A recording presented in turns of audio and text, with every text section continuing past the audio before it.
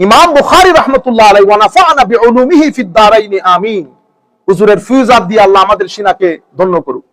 হুজুরে লিখছে কি, এটা হুজুরের গবেষণা, উনি একটা মাযহাব অনুসরণ করেন, তো উনি আমিন জোরে বলাটাকে প্রেফার করেছেন, মাযহাব ওইটা গ্রহণ করেছেন। ওই জন্য উনি অধ্যায়ের নামকরণ করেছেন কি, বাবুল জাহরে বিত তামিন, আমিন জোরে বলার অধ্যায়। কিন্তু ওখানে উনি দুইটা হাদিস এনেছেন, কোন হাদিসের মধ্যে আমিন জোরে বলার কথা নাই। কি আছে, ইজা ক্বাল আল ইমাম ওয়ালা দাল্লিন, যদি ইমাম ওয়ালা দাল্লিন বলে, তা আপনারা কি বলবেন? হ্যাঁ, ফায়াকুল আমিন, আপনারা আমিন বলবেন। আমিন এখানে জোরে বলার কথা আছে? জাহার শব্দ যেটা ইমাম বুখারী ইউজ করেছেন, হাদিসের মধ্যে তো জাহার পদ্ধতি উল্লেখ নাই। when your imam says ওয়ালা দাল্লিন, you say Amin. Allah Rasul did not mention that you say loudly. Loud, the very word loudly has not been mentioned by Holy Prophet sallallahu alaihi wasallam in the hadith collected by Imam Bukhari. এখন এটার মানে কি? এটার মানে কি জোরে বলা শরীয়ত বিরোধী? লা হাওলা ওয়ালা কুওয়াতা ইল্লা বিল্লাহিল আলিয়্যিল আযীম। আমার নবীর অনেক হাদিসের মধ্যে আমিন জোরে বলার কথাটা এসেছে, কিন্তু ইমাম বুখারীর দৃষ্টিতে হয়তো এটা সহিহ না, সেই কারণে ইমাম বুখারী এই জায়গার মধ্যে হাদিসটা আনেন নাই। তুমি বেটা এমপি, তোমার লজ্জা শরম লাগে না? তুমি বাংলাদেশের মানুষের টাকা নিয়ে 8 কোটি 10 কোটি টাকা বেটা শুল্ক না দিয়ে গাড়িটা বের করেছে রাস্তায়, আনো বালা মাঞ্চের পোলা হলে, রক্তওয়ালা মাঞ্চের পোলা হলে কোনোদিন করতো না। তোমার বাপের দিনের সম্পদ, তুমি বাংলাদেশী নাগরিক, তুমি কেমন এটা করলা? একটা ব্যক্তি কোর্টে পার্লামেন্টে দাঁড়িয়ে বললো না যে কেন এটা হবে? এমপির কেন আপনার এই ল্যান্ড ক্রুজার ইউজ করতে হবে? থার্ড ওয়ার্ল্ড একটা কান্ট্রি, যে কান্ট্রির মধ্যে 65 to 70% মানুষ রাত্রে তারপরের দিন চুলায় আগুন জ্বলবে কিনা চিন্তা করতে হয়, সে দেশের পোলাপাইন ল্যান্ড ক্রুজার চালায়। হায়াতে ডুবে মরা দরকার, কিন্তু আল্লাহর মেহেরবানি আমাদের উপর, বেশরম বেহায়া বেগাইরত কতগুলা লোক আমাদের মাথার উপরে, তারপরে কোন জায়গার মধ্যে তাই স্যুট লাগাইয়া আসে, আর একটা স্যুট। আপনারা বুঝতে পেরেছেন? আর আমাদের লোকজন, আমার ভাই, তোমার ভাই, অমুক ভাই, আগা নাই মাথা নাই, বেটা চিনস না, জানস না। আপনারা বুঝতে পেরেছেন? উপস্থিত সম্মানিত মুসল্লিয়ানে কেরাম, দূর দূরান্ত থেকে যারা আমাদের সাথে যুক্ত হয়েছেন অথবা আমাদের এই দার্স আপনারা পরবর্তীতে শুনবেন, আমরা সকলের প্রতি আন্তরিক মোবারকবাদ, ধন্যবাদ এবং সশ্রদ্ধ সালাম জ্ঞাপন করছি। আসসালামু আলাইকুম ওয়া রাহমাতুল্লাহি তাআলা ওয়া বারাকাতুহু। আমরা সূরা বাকারার যখন শুরু করেছিলাম, তখন আমি আপনাদেরকে চেষ্টা করেছি কোন আয়াত থেকে কোন আয়াত কোন প্রসঙ্গে আলোচনা হয়েছে সেটা বলার জন্য। আমরা পবিত্র কোরআনের 146 নম্বর আয়াত থেকে আজকে পড়ব, but 144 from verse number 144 till 150, 144তম আয়াত থেকে 150তম আয়াতে আল্লাহ রাব্বুল আলামিন এই আয়াতগুলোর মধ্যে তাহওয়িলে কিবলা অর্থাৎ কিবলা পরিবর্তনের কথাটা তুলে ধরেছেন। কিবলা পরিবর্তনের কথা একই আয়াত ঘুরে ঘুরে আমার আল্লাহ 3 বার বলেছেন। যেমন আপনারা আয়াতগুলো পড়লে আপনারা নিজেরাই বুঝবেন। ওয়া মিন হাইসু খারাজতা ফাওয়াল্লি ওয়াজহাকা শাতরাল মসজিদিল হারাম, যেখান থেকে বের হন আপনার মুখ কোথায় থাকবে? আপনি ইন্ডিয়াতে যান, পাকিস্তানে যান, বাংলাদেশে যান, পৃথিবীর যে ভূখণ্ডে আপনি সফর করবেন, আপনি নামাজ পড়ার সময় ফাওয়াল্লি ওয়াজহাকা শাতরাল মসজিদিল হারাম, আপনার কিবলা হবে মসজিদে হারাম। একই কথা আমার আল্লাহ এক আয়াত করে আবার বলতেছে, ওয়া মিন হাইসু খারাজতা ফাওয়াল্লি ওয়াজহাকা শাতরাল মসজিদিল হারাম ফাওয়াল্লু উজুহাকুম শাতরা লিআল্লা ইয়াকুনা লিন-নাসি আলাইকুম হুজ্জা। একই কথা আবারও বলতেছেন। তাইলে 144 নম্বর আয়াত থেকে 150 নম্বর আয়াত পর্যন্ত আমার আল্লাহ কথা বলেছেন তাহওয়িলে কিবলা তথা কিবলা পরিবর্তনের। আমরা শুরুর দিকটাতে আল্লাহ কাদের সম্পর্কে কথা বলেছেন? প্রথমে মুমিনের পরিচয় তুলে ধরেছেন, এরপরে আমার আল্লাহ কাফেরের কথা বলেছেন, কাফের কাদেরকে বলে, এদের ক্যারেক্টারিস্টিক কি। এরপরে আমার আল্লাহ প্রায় 8টা আয়াতের মাধ্যমে মুনাফিকদের পরিচয় তুলে ধরেছেন। ঠিক আছে, এরপরে আমার আল্লাহ আল্লাহর শ্রেষ্ঠত্বের বর্ণনা দেওয়ার জন্য আপনি আল্লাহকে কোথায় খুঁজবেন এটা বলার জন্য আমার আল্লাহ কয়েকটা আয়াত ব্যবহার করে পবিত্র কোরআনের অথেন্টিসিটি তুলে ধরেছেন। বলেছেন এই কোরআন, এই আমার যে আয়াত, এটা আমার যে কালাম, এটা সত্যতার ব্যাপারে কারো কোনো সন্দেহ থাকার কোনো অবকাশ নাই। আচ্ছা, এরপরে আমার আল্লাহ আদম আলাইহিস সালামের সৃষ্টি সম্পর্কে কথা বলা শুরু করেছেন। তাইলে এগুলা হচ্ছে সাবজেক্ট ম্যাটার অফ দি সূরাতুল বাকারা। প্রথমে পৃথিবীর মানুষের বিশ্বাসগত পরিচয়। আমাদেরকে যারা যেখান থেকে বসে শুনতেছেন, স্পেশালি আমাদের ছাত্ররা, আপনারা এটা রিসার্চটা এইভাবে করতে পারেন, ঠিক আছে? পবিত্র সূরাতুল বাকারাকে এইভাবে অ্যানালাইজ করতে পারেন। হ্যাঁ, ফেসবুক কম দেখে এগুলাতে সময় বেশি ব্যয় করলে জাতি উপকৃত হবে। তাইলে কোরআনে পাকের শুরুতে আমার আল্লাহ মানুষের বিশ্বাসগত পরিচয় তুলে ধরেছেন। তো বিশ্বাসগত পরিচয় তুলে ধরতে গিয়ে মুমিন, কাফের, মুনাফিক তিন ভাগে ভাগ করেছেন। এবং মুমিন, কাফের, এগুলো কোনো গালি না, কাফের বলা গালি না। মুনাফিক মানি মুনাফিক যদিও একটু হয়ে যায়, তবুও এদের ক্যারেক্টারিস্টিক বলেছেন আমার আল্লাহ, সিম্পটম কিভাবে বুঝবেন কে কোন ধরনের। এর পরবর্তীতে আল্লাহ রাব্বুল আলামিন ন্যাচারাল সায়েন্সেস, কিভাবে আমার আল্লাহকে আপনি কোথায় খুঁজবেন? আসমান থেকে পানি পড়তেছে, পৃথিবীতে কোন সতুন বাদে, কোন পিলার বাদে আসমান দাঁড়িয়ে আছে, এবং পৃথিবীকে আমার আল্লাহ এভাবে সমান করেছেন কার্পেটের মতো করে, আমরা এখানে থাকতে পারতেছি। এরকম কিছু ন্যাচারাল সায়েন্সের কিছু বিষয় তুলে ধরে আমার আল্লাহ পবিত্র কোরআনের অথেন্টিসিটি বলেছেন। আচ্ছা, এর পরবর্তীতে মানুষের মনে স্বাভাবিক প্রশ্ন, আমরা কোত্থেকে আসলাম? এই প্রশ্নের উত্তর দেওয়ার জন্য আমার আল্লাহ শুরুতে মানব সৃষ্টির বর্ণনা শুরু করেছেন। মানব সৃষ্টির বর্ণনার মধ্যে আমরা জানি মানবের সৃষ্টির দুইটা ধাপ হয়েছে। একটা ধাপ মা বাবার মাধ্যমে আমরা এসেছি, আর আমাদের যিনি সবার পিতা, আদি পিতা হযরতে আদম আলাইহিস সালাতু ওয়াস সালাম, উনি যেহেতু the first human being ever, তো উনাকে আমার আল্লাহ মা বাবার মাধ্যমে তার সৃষ্টি করেন নাই। ওনারটা chemical constitution of human life বলি, যেটা মাটি থেকে সৃষ্টি করা হয়েছে শুধু আদম আলাইহিস সালামকে। আমরা ডাইরেক্টলি মাটি থেকে সৃষ্টি না, আমরা way been created from the drop of water. বুঝতে পেরেছেন? ওয়ালাকাদ খালাকনাকুম, আল্লাহ রাব্বুল আলামিন কিছু আয়াতের মধ্যে বলেছে আমি তোমাদেরকে পানি দিয়ে সৃষ্টি করেছি, কিছু বলে ঠনাঠন মাটি থেকে সৃষ্টি করেছে, কিছু বলে আমি তোমাদেরকে ভিজা মাটি থেকে সৃষ্টি করেছি। তো সৃষ্টির দুই ধাপে সবকিছু তুলে ধরে স্বাভাবিকভাবে আমরা যে দ্বিতীয় ধাপে এসেছে, আমাদের একটা বায়োলজিক্যাল কনস্টিটিউশন, হযরত আদম আলাইহিস সালাম একটা কেমিক্যাল কনস্টিটিউশন। তো সৃষ্টির এই দুই ধাপ তুলে ধরেছেন। এটা আপনারা খুব ইজিলি জেনে গেছেন, কিন্তু আপনাদের মধ্যে আর কোনো ধরনের প্রশ্নের অবতারণা হচ্ছে না। কিন্তু পৃথিবীর হাজার হাজার মানুষ রাত দিন ঘুমাইতে পারে না এই প্রশ্নে, where I have come from, who is the first human being ever, because science has no answer to these questions. কারণ সায়েন্সের এটা ব্যাপারই না, সায়েন্স এগুলো অ্যাফোর্ডও করতে পারে না। এগুলা তো ডিভাইন কমিউনিকেশন, ডিভাইন মেসেজ। যাই হোক, এর পরবর্তীতে আমার আল্লাহ মানব সৃষ্টি, আদম আলাইহিস সালামের সৃষ্টি, আদম আলাইহিস সালাম অতঃপর জমিনে অবতরণ, এখানে মানুষের কন্টিনিউয়েশন, এটা নিয়ে আমার আল্লাহ অনেক আয়াতের মধ্যে ডিসকাস করেছেন। এর পরবর্তীতে আল্লাহ রাব্বুল আলামিন বনি ইসরাইলের কথা তুলে ধরেছেন। এখন বনি ইসরাইল এসেছে, ওই যে ইসরাইলের মধ্যে হযরত ইসরাইল, আমরা আপনারা জানা মনে রাখার কথা, হযরত ইব্রাহিম আলাইহিস সালামের দুই সন্তানের, বুঝতে পেরেছেন? ইসরাইল ইয়ানি ইয়াকুব আলাইহিস সালাম, ইয়াকুব। তাহলে ইয়াকুব থেকে পরবর্তীতে হযরত ইব্রাহিম আলাইহিস সালামের নাতি, হযরত ইব্রাহিম আলাইহিস সালামের নাতি, ওখান থেকে ইসরাইল। তো বনি ইসরাইল কারা, কি ঘটেছিল বনি ইসরাইলের সাথে? মুসা আলাইহিস সালামের সাথে মিশরে যাওয়া, মিশর থেকে অতঃপর ফেরাউন ধ্বংস হওয়া, পুরা বনি ইসরাইলের ইস্যুটা আল্লাহ তুলে এনেছেন। এর পরবর্তীতে ওখানে বনি ইসরাইলে মুসা আলাইহিস সালামের জমানার মধ্যে ওই যে হত্যাযজ্ঞ, অতঃপর একজনে হত্যা করে আরেকজনের নাম দেওয়া, কেন সূরা বাকারার নাম বাকারা রাখা হয়েছে, গাবি রাখা হয়েছে, সেটার বিস্তারিত বর্ণনা দিয়েছে। সেটার বিস্তারিত বর্ণনা দিয়ে আমার আল্লাহ এবার আরেকটা সাবজেক্ট ম্যাটার শুরু করেছেন। সেই সাবজেক্ট ম্যাটার হচ্ছে তাহবিলে কিবলা, কিবলা পরিবর্তন। কিবলা পরিবর্তন আমাদের মুসলিম দুনিয়ার জন্য এবং তৎকালীন জমানার জন্য অনেক বড় একটা ইস্যু ছিল। এবং হযরত আব্দুল্লাহ ইবনে আব্বাস রাদিয়াল্লাহু তাআলা আনহুর একটা বর্ণনা মতে যে এই কিবলার পরিবর্তন, অর্থাৎ এই যে আমরা আগে বাইতুল কুদসের দিকে নামাজ পড়তাম, ফিরে এখন আমরা হারাম শরীফের দিকে নামাজ পড়ি, এই যে কিবলার পরিবর্তন, এই কিবলার পরিবর্তন মুসলমানদের ইতিহাসে, ইসলামিক ক্লাসিক্যাল সায়েন্সের প্রথম নাসখ। নাসখ মানে হচ্ছে অ্যাব্রোগেশন, অ্যাব্রোগেট করা। আপনারা বলেন না যে অষ্টম সংশোধনী, ষষ্ঠ সংশোধনী, পঞ্চম সংশোধনী, কনস্টিটিউশনের মধ্যে according to the time and situation balance করার জন্য, and to fulfill the demand of time, সময়ের দাবি ফুলফিল করার জন্য কনস্টিটিউশনের কিছু বিষয়ের মধ্যে পরিবর্তন আনতে হয়। কিন্তু প্রত্যেক কনস্টিটিউশনের মধ্যে, I am not talking about Quran, আমি কনস্টিটিউশনের কথা বলতেছি, আমাদের প্রত্যেক কনস্টিটিউশনের মধ্যে কিছু থাকে foundation and pillars of the constitution, যেটার উপর ওই কনস্টিটিউশনটা বেস করে। যেমন আমাদের বাংলাদেশি কনস্টিটিউশনের 4টা বেসিক পিলার আছে।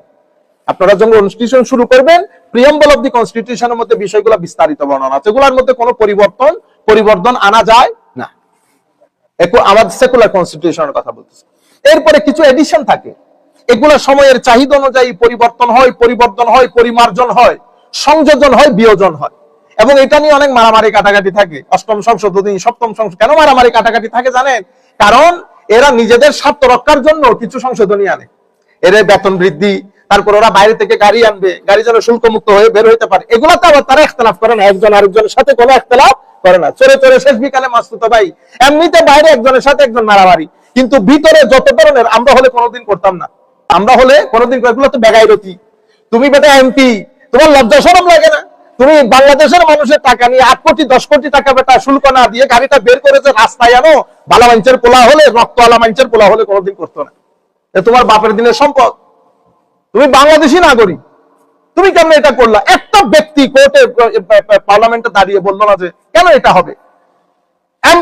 এমপির কেন আপনার এই ল্যান্ড ক্রুজার ইউজ করতে হবে? থার্ড ওয়ার্ল্ড একটা কান্ট্রি, যে কান্ট্রির মধ্যে 65 to 70% মানুষ রাত্রে তারপরের দিন চুলায় আগুন জ্বলবে কিনা চিন্তা করতে হয়, সে দেশের খোলা ভাই ল্যান্ড ক্রুজার চালায়।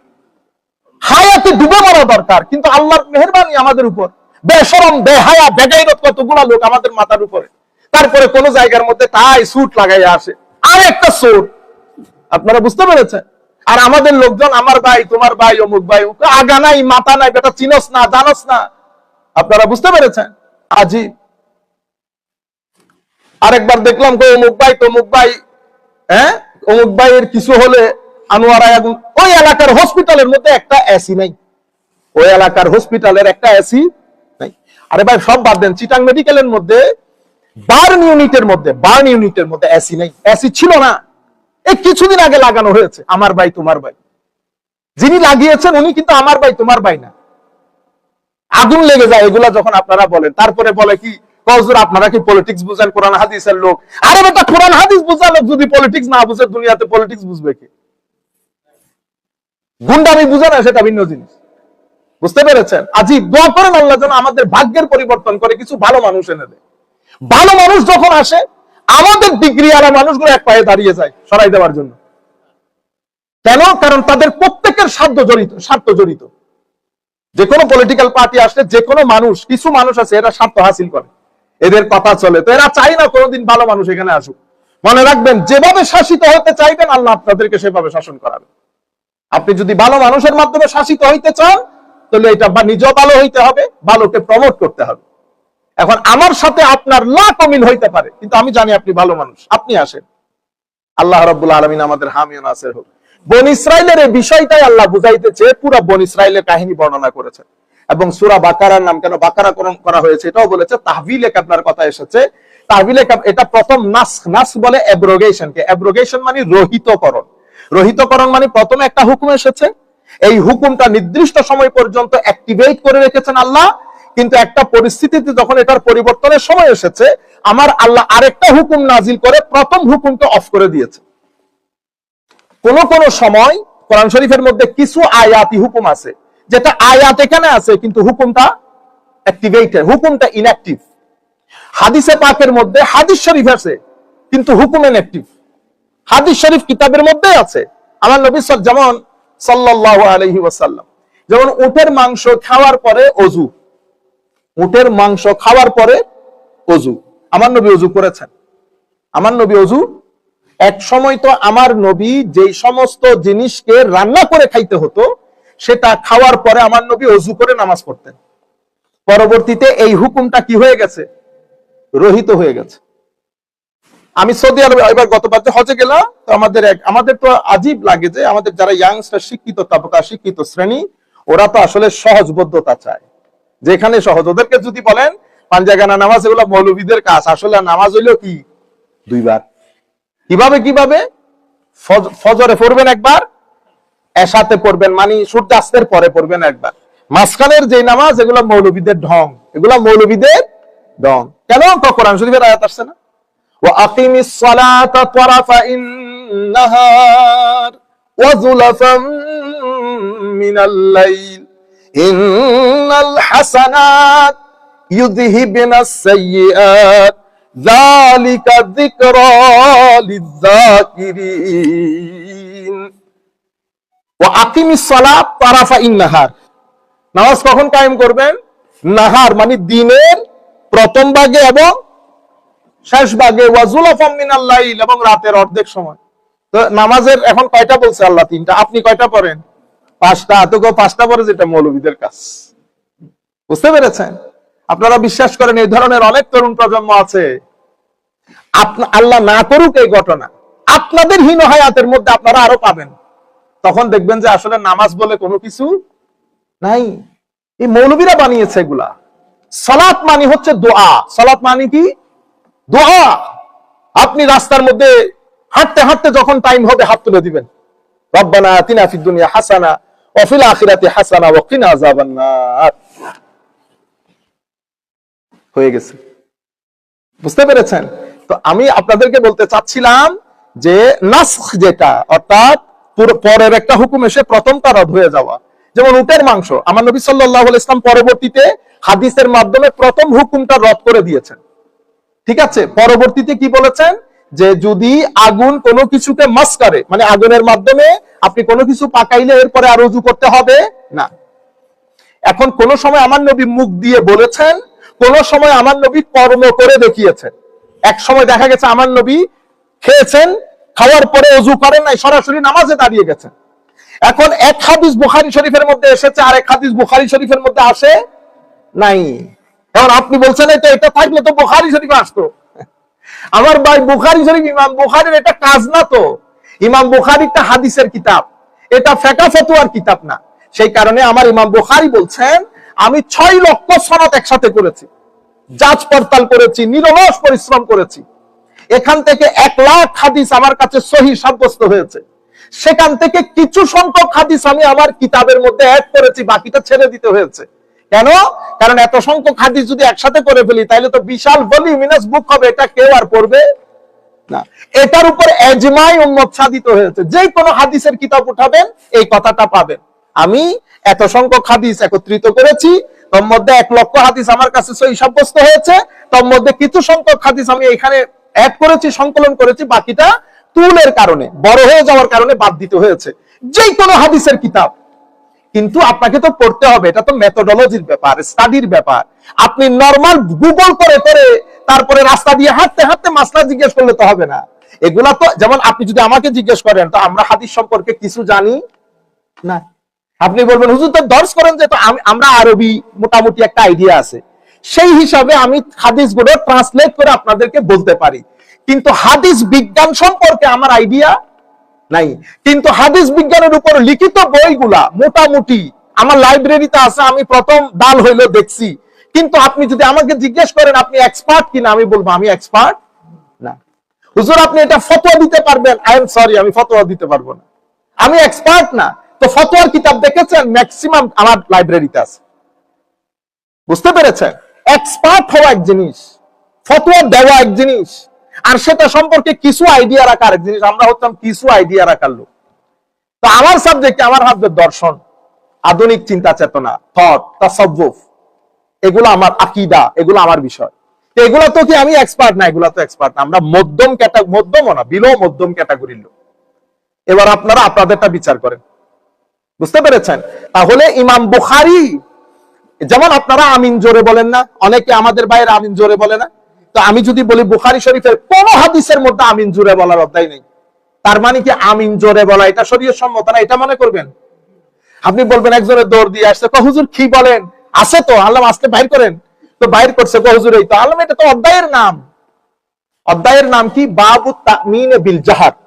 এই অধ্যায় আমিন জোরে বলার অধ্যায়। তো অধ্যায়ের নামকরণ করছে কে? আমার নবী না, অধ্যায়ের নামকরণ করেছেন যিনি কিতাব লিখেছেন উনি। তো কিতাব লিখেছেন কে? ইমাম বুখারী। ইমাম আল্লাহর মেহেরবানিতে আপনাদের যদি দোয়া সাথে থাকে, আমাদের হাদিসে পাকের কিতাব ধরেন সর্বোচ্চ 1-1.5 মাসের মধ্যে ইনশাআল্লাহ আমরা পাবলিশ করব। সর্বোচ্চ 1-1.5 মাস, প্রায় রেডি আলহামদুলিল্লাহ। তো এই অধ্যায়গুলো রেডি করছে কে? তা আমি রেডি করছি, অধ্যায় আমার। বুঝতে পেরেছেন? আমি অধ্যায়টা কিভাবে নিরূপণ করলাম? হাদিসে পাকের আলোকে। যেমন আমি বলতেছি এই অধ্যায়টা গীবতের অধ্যায়, বাবুল গীবা বা কিতাবুল গীবা। ঠিক আছে? তো আমি গীবত সংক্রান্ত যত হাদিস ওখানে এনেছি। কিন্তু অধ্যায়ের নামকরণ করেছি আমি আপনাদের বুঝার জন্য বলছি। ইমাম বুখারী রাহমাতুল্লাহ আলাইহি ওয়া নাফা'না বিউলুমিহি ফিদ দারাইনি আমিন। হুজুরের ফিউজাত দিয়ে আল্লাহ আমাদের সিনাকে ধন্য করুক। হুজুরে লিখছে কি, এটা হুজুরের গবেষণা। উনি একটা মাযহাব অনুসরণ করেন, তো উনি আমিন জোরে বলাটাকে প্রেফার করেছেন, মাযহাব ওইটা গ্রহণ করেছেন। ওই জন্য উনি অধ্যায়ের নামকরণ করেছেন কি, বাবুল জাহরে বিত তামিন, আমিন জোরে বলার অধ্যায়। কিন্তু ওখানে উনি দুইটা হাদিস এনেছেন, কোন হাদিসের মধ্যে আমিন জোরে বলার কথা নাই। কি আছে, ইজা ক্বাল আল ইমাম ওয়ালা দাল্লিন, যদি ইমাম ওয়ালা দাল্লিন বলে তা আপনারা কি বলবেন? হ্যাঁ, ফায়াকুল আমিন, আপনারা আমিন বলবেন। আমিন এখানে জোরে বলার কথা আছে? জাহার শব্দ যেটা ইমাম বুখারী ইউজ করেছেন হাদিসের মধ্যে, তো জাহার পদ্ধতি উল্লেখ নাই। when your imam says ওয়ালা দাল্লিন, you say Amin. Allah Rasul did not mention that you say loudly.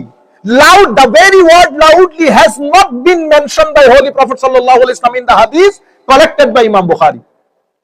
এখন এটার মানে কি? এটার মানে কি জোরে বলা শরীয়ত বিরোধী? লা হাওলা ওয়ালা কুওয়াতা ইল্লা বিল্লাহিল আলিয়্যিল আযীম। আমার নবীর অনেক হাদিসের মধ্যে আমিন জোরে বলার কথাটা এসেছে, কিন্তু ইমাম বুখারীর দৃষ্টিতে হয়তো এটা সহিহ না, সেই কারণে ইমাম বুখারী এই জায়গার মধ্যে হাদিসটা আনেন নাই। যেমন আমার নবী সাল্লাল্লাহু আলাইহি ওয়াসাল্লাম হযরত আয়েশা সিদ্দিকা রাদিয়াল্লাহু তাআলা আনহাকে বলতেন, প্রথম যুগে আমার নবী কবর জিয়ারতকে নিষেধ করেছেন। নাহাইতুকুম আন জিয়ারাতিল কুবুর, আমি তোমাদেরকে নিষেধ করছি কবর জিয়ারত যেন তোমরা না করো। তাইলে প্রথমে না করেছে না, এর পরবর্তীতে আমার নবী বলতেছেন আলা ফাজুরুহা, এখন কবর জিয়ারত করো। তাইলে একটা নির্দিষ্ট সময়ে নির্দিষ্ট কারণে কবর জিয়ারতকে নিষেধ করেছেন, একটা নির্দিষ্ট সময়ে নির্দিষ্ট কারণে কবর জিয়ারতকে নিষেধ করেছেন। সেই পরিস্থিতিটা ইমপ্রুভ করার পরে আমার নবী ওই জিনিসটাকে আবার হালাল সাব্যস্ত করেছেন, আলা ফাজুরুহা, এখন জিয়ারত করতে পারবা। তাইলে আলা ফাজুরুহা এটা হচ্ছে নাসিখ, মানে অ্যাব্রোগেটর, এটা রহিত করছে কাকে? কবর জিয়ারত না করার হাদিসটাকে এটা এসে রহিত করেছে। কখনো আমার নবী মুখে বলেছেন, কখনো কর্মে দেখিয়েছেন। তো কর্মে যখন দেখিয়েছেন সেটা বিভিন্ন হাদিসের কিতাবের মধ্যে ছড়ানো ছিটানো থাকে, সেখান থেকে আমাদের যারা বড় বড় ইমাম তারা ওই হাদিসগুলা এনে আমাদেরকে শরীয়তের ফিকহ ফতোয়া দিয়েছেন। আপনারা বুঝতে পেরেছেন? এখন আপনি যদি সরাসরি হাদিসে পাকের কিতাবে ঢুকে যান, ধরেন আপনি কোনটা রহিতকারী, কোন হুকুম রহিত হয়েছে এটা আপনি ধরতে পারেন নাই, পথভ্রষ্ট হন নাই। আমার নবী তো প্রথম, ধরেন আমি আপনাকে আরো এক্সাম্পল খোলাসা করে বলি, এটা খুব গুরুত্বপূর্ণ বিষয়।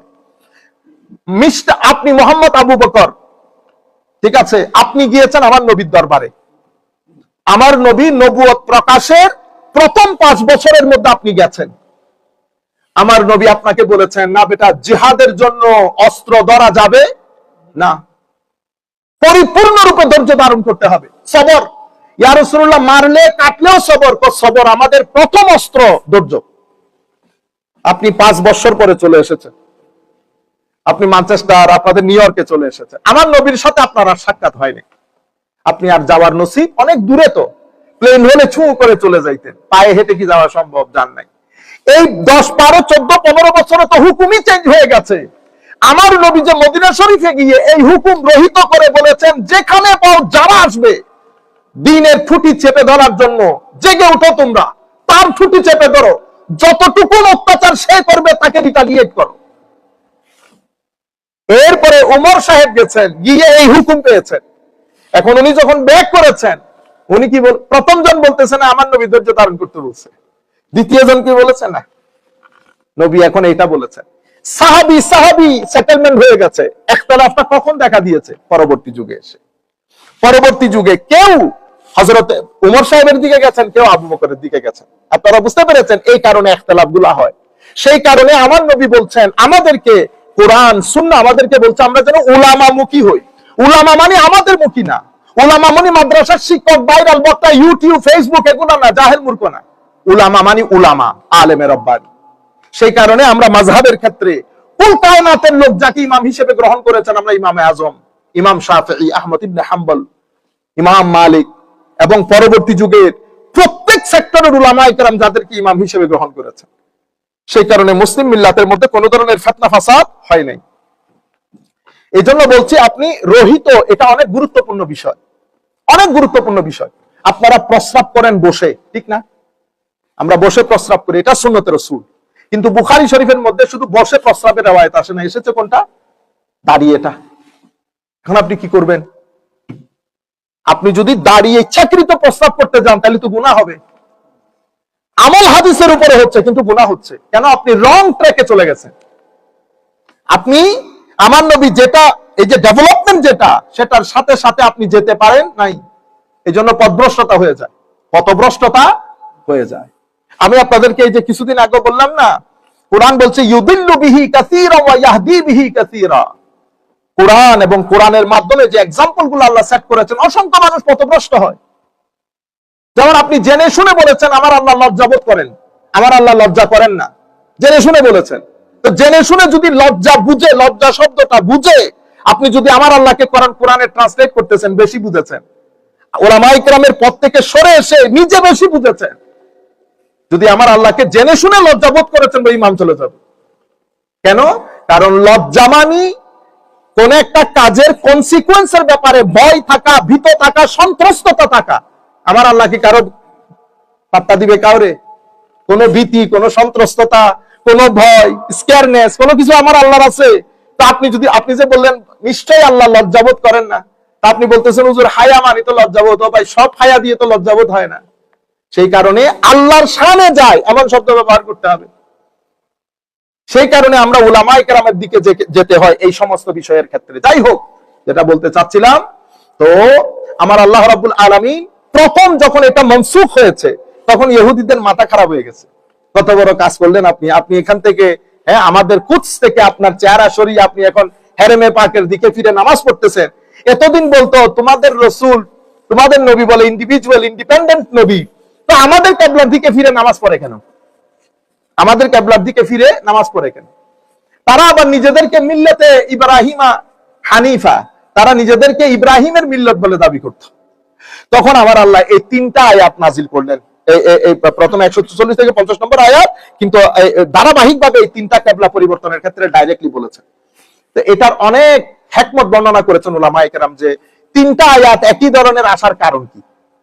তো এখন উলামায়ে কেরাম বলতেছেন তিনটা আয়াত একই ধরনের আসার কারণ হচ্ছে, প্রথম কিবলা পরিবর্তনের কথা তাদের ব্যাপারে বলা হয়েছে যারা অলরেডি হেরেমে পাকের মধ্যে ছিল। আর দ্বিতীয় কিবলা পরিবর্তনের কথা তাদের জন্য বলা হয়েছে যারা মক্কা শরীফের লোক কিন্তু হেরেমের মধ্যে ছিল না, হেরেমের বাইরে ছিল। আর তৃতীয় প্রকার বলা হচ্ছে তাদের জন্য যারা মক্কা শরীফের লোক কিন্তু সফরের বাইরে আছে। এই তিন ক্যাটাগরির লোকের জন্য তিনভাবে বলে ঘটনাটা একইভাবে বলতে বলতে আমার আল্লাহ তাদের মনে প্রাণে একেবারে যেন ছাপ লেগে যায়। সেই কারণে কিবলা আরো প্রথম রহিতকরণ যেন এটা একেবারে ধারাবাহিকভাবে শক্তভাবে এস্টাবলিশ হয়ে যায়, সেই কারণে বারবার আমার আল্লাহ কিবলা পরিবর্তনের কথা বলেছেন। আমরা আর এই ব্যাপারে কথা না বলি। 144 থেকে 50, কারণ ইতিপূর্বে অনেক কথা বলেছে এই বিষয়ে। 50 নম্বর আয়াত, এরপরে 151 নম্বর আয়াতে গিয়ে আমার আল্লাহ এখন সাবজেক্ট ম্যাটার পরিবর্তন করেছেন। নতুন সাবজেক্ট কি? নতুন সাবজেক্ট হচ্ছে রাসূল প্রেরণ, রাসূলের কর্মকাণ্ড। এই ব্যাপারে আমার আল্লাহ কথা বলা শুরু করেছেন। কি বলেছেন? কামা আরসালনা ফীকুম রাসূলাম মিনকুম ইয়াতলু আলাইকুম আয়াতিনা ওয়া ইউযাক্কিকুম ওয়া ইউআল্লিমুকুমুল কিতাবা ওয়াল হিকমা ওয়া ইউআল্লিমুকুম মা লাম তাকুনু তা'লামুন। আমি আপনারা একটু ধৈর্যচ্যুতি না হয় মতো, আমি সম্মানিত আমাদের যে সমস্ত শ্রোতা আছেন, বিশেষ করে মাদ্রাসার বা উলামায়ে কেরাম, দেখেন আপনারা এক একজন এক এক ধরনের তাফসীর দরকার। আমরা কোনো মুফাসসির না, আমরা সাধারণ মুসল্লি নিয়ে বসি, সাধারণ কথাবার্তা বলি। এখন পবিত্র কোরআনের কেউ তাফসীর করে শাব্দিক বিশ্লেষণ, যেমন কামার গ্রামাটিক্যাল অর্থ কি, এই কামা দিয়ে কি বোঝানো হয়েছে, আরসালনার মানে grammatical explanation of the word. আমরা এখানে এটা করি না।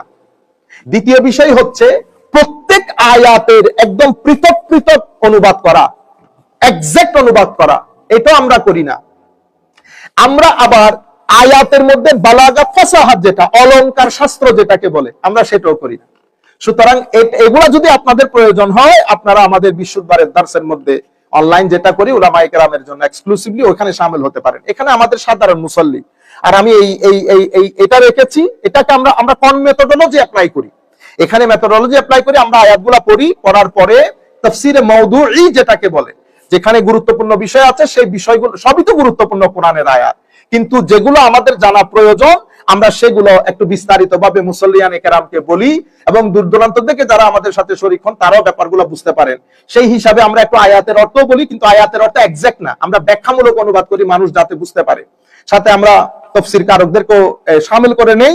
আমরা যেখান থেকে তাফসীর করি সেটা গত জমা আমি সবসময় বলি, আমাদের ইবনে কাসির আছে, তাফসীর ইবনে কাসির আছে, আমার উস্তাদ শেখ সাঈদ তানতাবি রাহমাতুল্লাহি আলাইহির তাফসীর আল ওয়াসিত আছে, ইমাম রাজির তাফসীরে কবির আছে, ইমাম বাগাবী আছে, ইমাম কুরতুবী আছেন, এবং ইমাম ইবনে কাসির আছেন। এগুলা থেকে, এগুলার মধ্যে আমরা সীমাবদ্ধ থাকি। যাই হোক, কামা আরসালনা ফীকুম রাসূলাম মিনকুম ইয়াতলু আলাইকুম আয়াতিনা ওয়া ইউযাক্কিকুম ওয়া ইউআল্লিমুকুমুল কিতাবা ওয়াল হিকমা ওয়া ইউআল্লিমুকুম মা লাম তাকুনু তা'লামুন। আরবের মধ্যে, তৎকালীন সমাজের মধ্যে প্রায় মেইনলি দুই ধরনের মানুষ ছিল। এক ধরনের মানুষকে আমরা বলি আহলে কিতাব, আহলে কিতাব, আরেক ধরনের মানুষকে আমরা বলি উম্মি। কি বলি? উম্মি। তাহলে আহলে কিতাব কারা? আহলে কিতাব হচ্ছে যাদের উপর আমার আল্লাহ কিতাব নাজিল করেছেন। খ্রিস্টান হযরত ঈসা আলাইহিস সালামের উম্মত, এবং ইহুদি হযরত মুসা আলাইহিস সালামের উম্মত। একজনের কাছে তাওরাত, আরেকজনের কাছে জবুর। আর হযরত দাউদ আলাইহিস সালাম তো আছেই, কিন্তু মেইনলি ওই পেনিনসুলার মধ্যে এই দুই ক্যাটাগরির মানুষকে আমরা আহলে কিতাব বলতাম। আচ্ছা, এদের অপোজিট হচ্ছে উম্মি। তাহলে উম্মি কারা? অমিনহুম উম্মিয়ুনা লা ইয়ালামুনাল কিতাব। ওখানে উম্মি হচ্ছে ওই সমস্ত লোক যাদের উপর কোনো ওহী পূর্বে নাজিল করা হয় নাই। তারা কোরআন, তারা এই ডিভাইন মেসেজের ব্যাপারে কোনো কিছু জানেই না। যেমন আপনি যদি তাওরাত পড়েন, ওল্ড টেস্টামেন্ট, যেমন হযরত আদম আলাইহিস, আমি যে হযরত আদম আলাইহিস সালামের ঘটনা পড়ছি, আপনি তাওরাতও যদি পড়েন এই ঘটনার মধ্যে 19-20 মিল পাবেন, মেইনলি একই কথা। অনেক বড় জিনিস না সিমিলারিটি থাকা।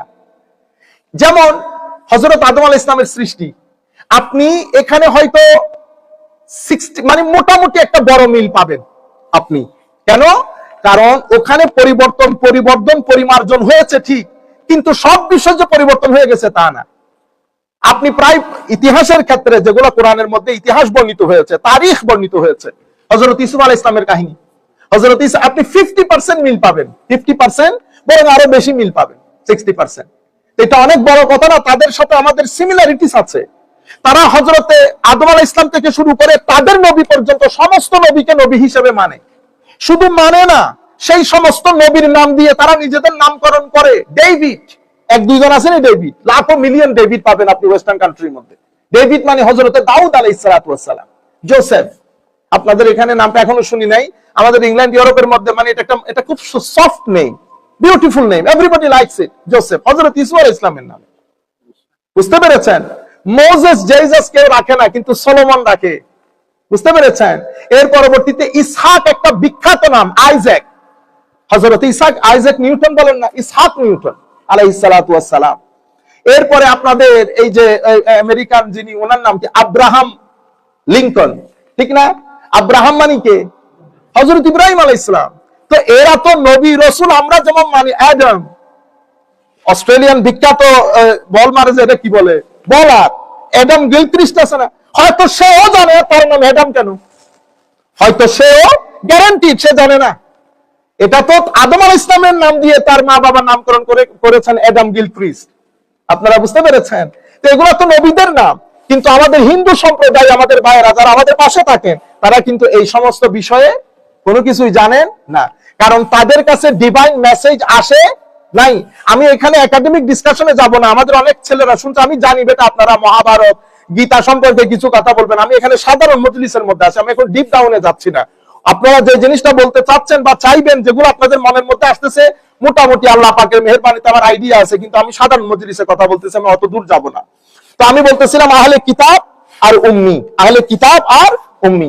আহলে কিতাবরা একেবারে চৌধুরীর পোলা, বুঝছেন? মক্কা শরীফের, মদিনা শরীফের মধ্যে তাদের গোটানির কারণে সাধারণ মানুষ চলতে পারতো না। কেন? তারা মনে করতো তারা এলিট। তারা কি এলিট? তারা সব সোসাইটিতে মিশে না। উম্মি মানে কিতাবপত্র না, একটু গাইয়া গাইয়া। উম্মি কিতাবপত্র না, বুঝেও না, টুঝেও না, এরা কবর আখিরাত কোনো কিছু বুঝেও না। তখন আমার আল্লাহ বলতেছেন, কামার সাল্লা ফীকুম রাসূলাম মিনকুম ইয়াতলু আলাইকুম আয়াতিনা ওয়া ইউযাক্কিকুম। আমার নবীর ব্যাপারে সুসংবাদ দিচ্ছেন, চারটা কারণে মেইন প্রফেটিক রেসপন্সিবিলিটিস, আমার নবীর চারটা মূল দায়িত্ব দিয়ে আমার আল্লাহ তার নবীকে পাঠিয়েছেন। কি কি? ইয়াতলু আলাইহিম আয়াতিহি, অনেক বড় কথা, আল্লাহর আয়াত পৃথিবীর মানুষকে পড়ে শোনানো, আল্লাহর আয়াত। এর পরবর্তীতে ওয়ায়ুযাক্কিকুম ওয়া ইউআল্লিমুহুমুল কিতাবা ওয়াল হিকমা, এরপর হচ্ছে তাসকিয়া।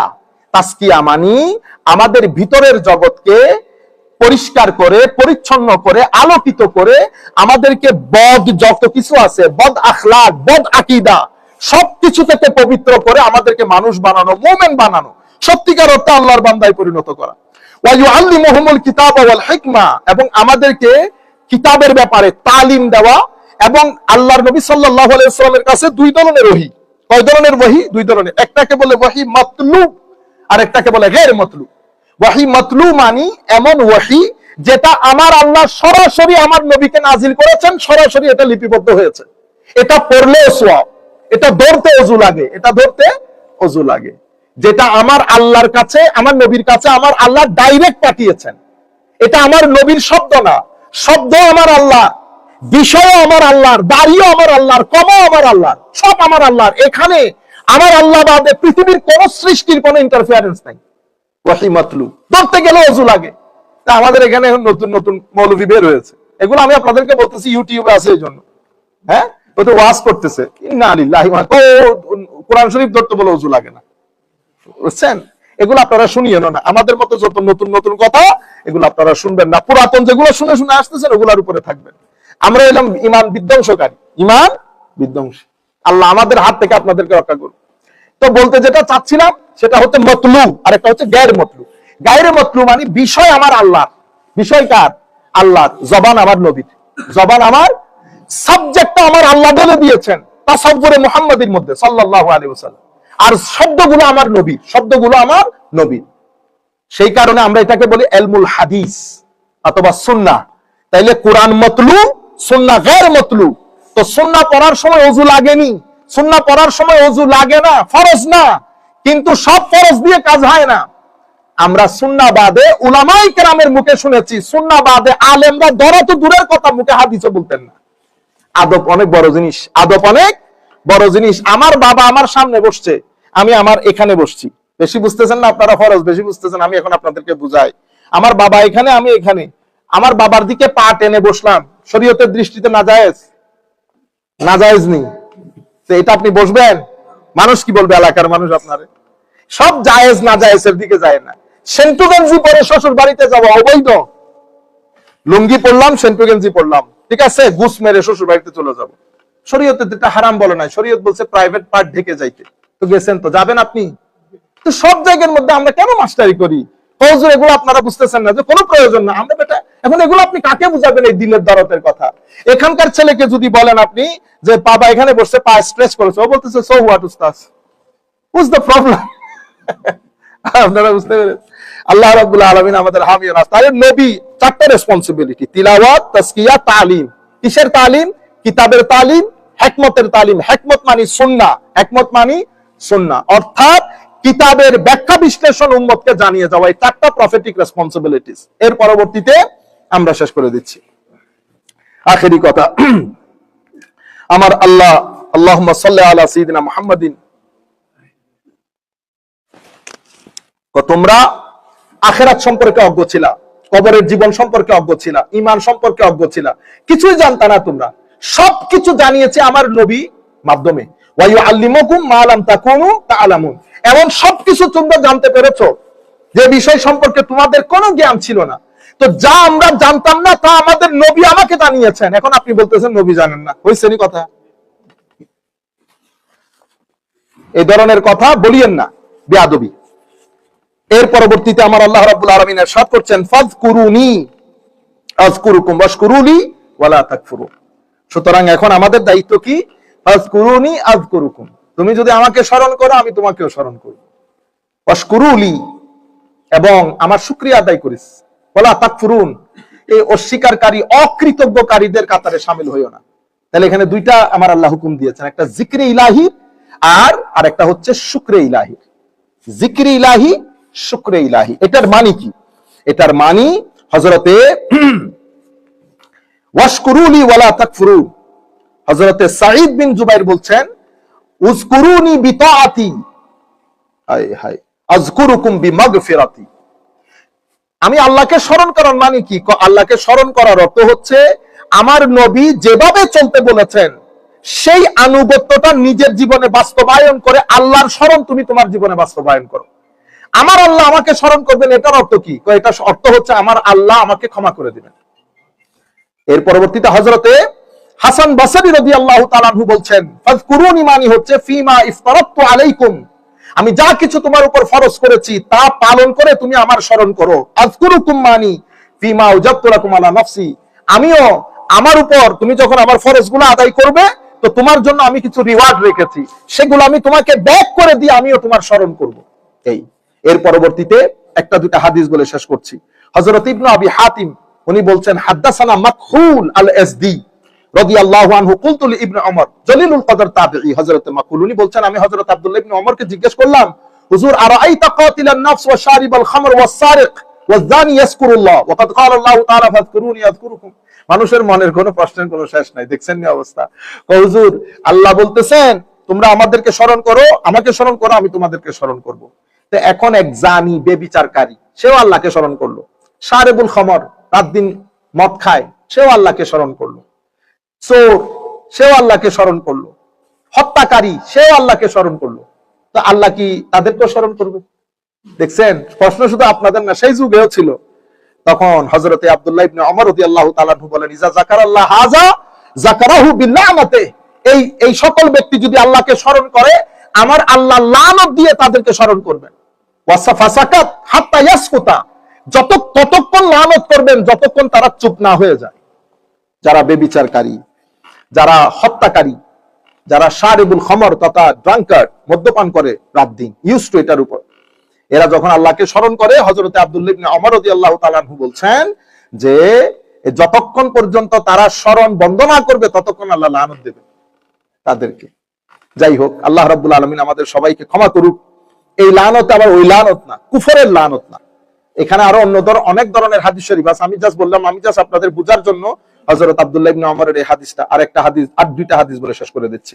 হযরত রাসূল করিম সাল্লাল্লাহু আলাইহি ওয়াসাল্লাম আন হিশাম ইবনে সাঈদ আন যায়েদ বিন আসলাম আন্না মুসা আলাইহিস সালাতু ওয়াস সালাম, হযরতে মুসা আলাইহিস সালাম আল্লাহকে বলছেন ইয়া রাব্বি কাইফা আশকুরু।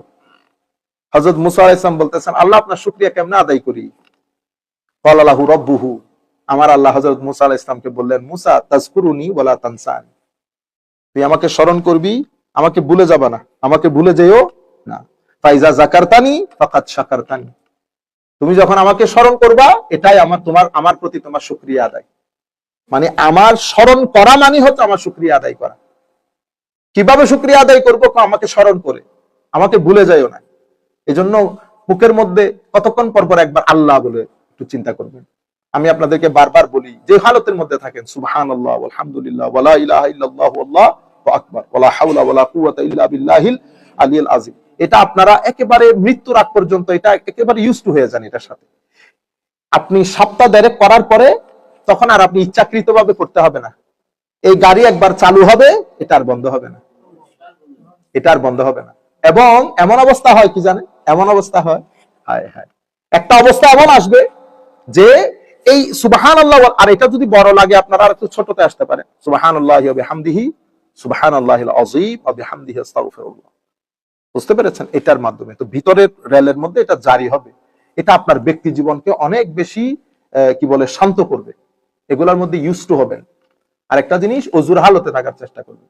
অজুর হালতে এই বর্তমান সময়ে তো এটা খুবই প্রয়োজন। আমাদের ছেলেদেরকেও বলছি যে অজু না ভাঙে মতো অজুর মধ্যে থাকেন। অজুর মধ্যে থাকলে আমাদের জন্য কাপড় যেমন, ইমানের জন্য অজুও তেমন।